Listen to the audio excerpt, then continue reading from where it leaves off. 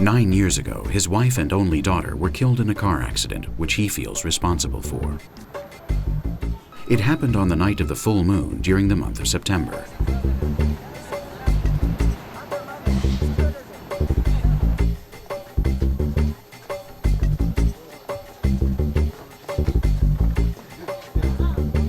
His wife was of the Oromo ethnic group, and the last thing they had done together was travel to the caves of Sofomar, a sacred place where the Oromos make a pilgrimage to request favors. Since then, coinciding with the full moon in September, Gary repeats that trip to nourish his memories and to pray for his wife and daughter.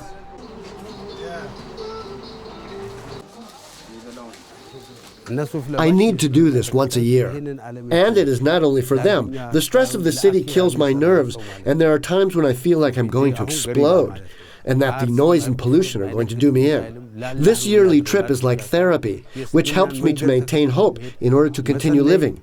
The city is a horrible place that I bear like a heavy burden.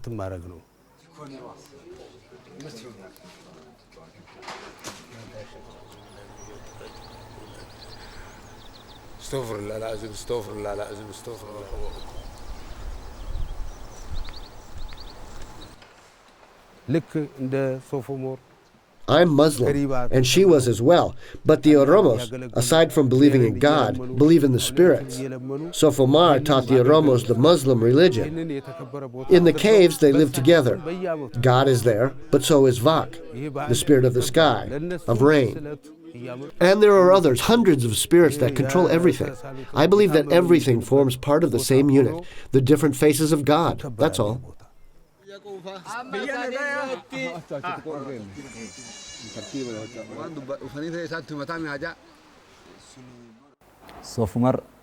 No one knows exactly when Sofomar was here, maybe during the 14th century. He was a man who was spiritually very powerful. He would enter the cave and ask for it to rain. Then it would rain. And if there was a war going on or if there were diseases, he would remain in the caves day and night, and these problems would disappear. Sofomar had a daughter, Ayomoko. In reality, she was the one who had powers. The people would come from far away to ask her for favors, and they still do. My husband and I are in charge of welcoming the travelers. Sofomar and Ayomoko did this as well.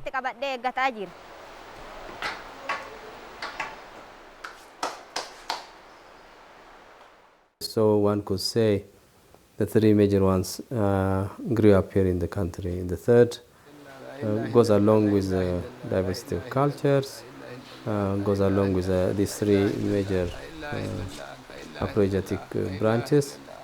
They grew up and fusion of time. They created about 60 to 100 languages.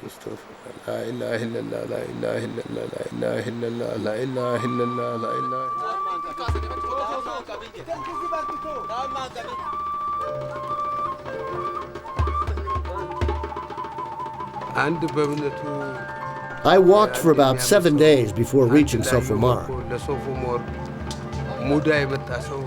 During my journey, I met people like myself, pilgrims, who were walking to the cave. We would pass people who were coming from and going to the market, with little girls who were carrying bundles of firewood, which must have weighed twice as much as they did. The amount of life alongside the road in my country has always surprised me. There are few motor vehicles. It's as if the roads had been made in order to widen the paths that once connected the villages. Everyone moves from one place to another, and they take most of their valuables with them, their animals, their families. Here we are like pilgrims who are not going anywhere. We traveled part of the time on the main road, and other times we traveled through the mountain to shorten our journey.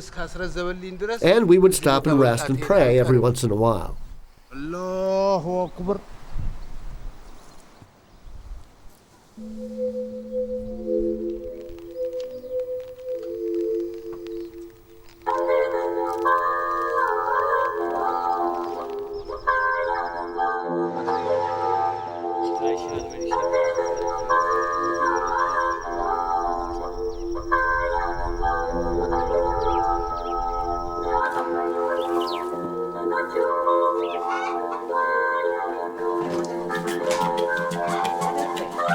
In order to reach the caves of Sofomar, Gary travels from sunrise to sunset. He wakes up early, eats breakfast, and starts his journey once again. Gary walks an average of 10 hours a day. To maintain this pace, he takes chat, a stimulating plant that grows in the higher regions of Ethiopia.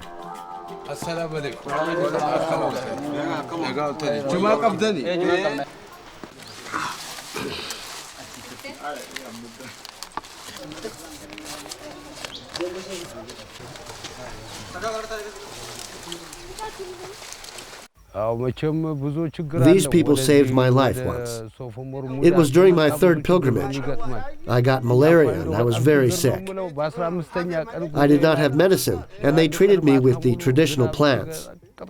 They are sacred people with great knowledge in traditional medicine. They sheltered me in their home for 3 days. They fed me and they treated me like part of the family. Since then, I stop here every year and I bring them some chat as a gesture of gratitude.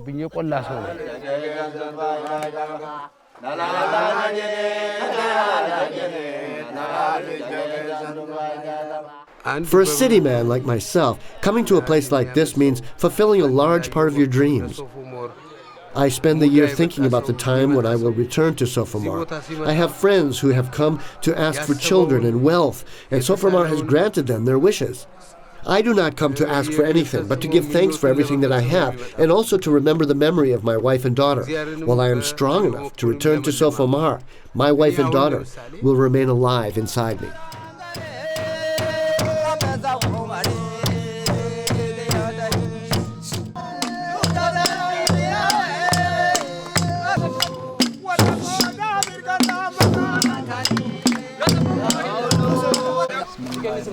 Every movement in the rituals of Sofomar is a synthesis of Christian, Muslim, and animist beliefs.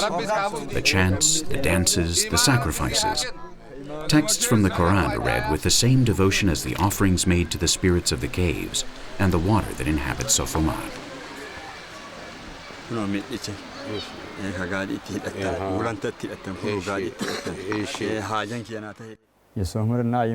Aulea lives here inside. His spirit is everywhere. Aulea is also mentioned in the Quran. It is a spirit with great power, and we ask him for favors. He is the intermediary between Sofomar and the people.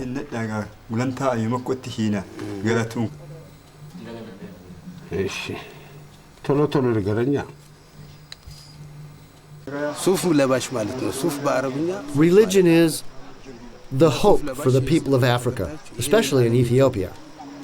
For everything, the place where we find refuge is in our religion. When God punishes us with AIDS or with the lack of rain, He continues to be with us. He is our life and our hope.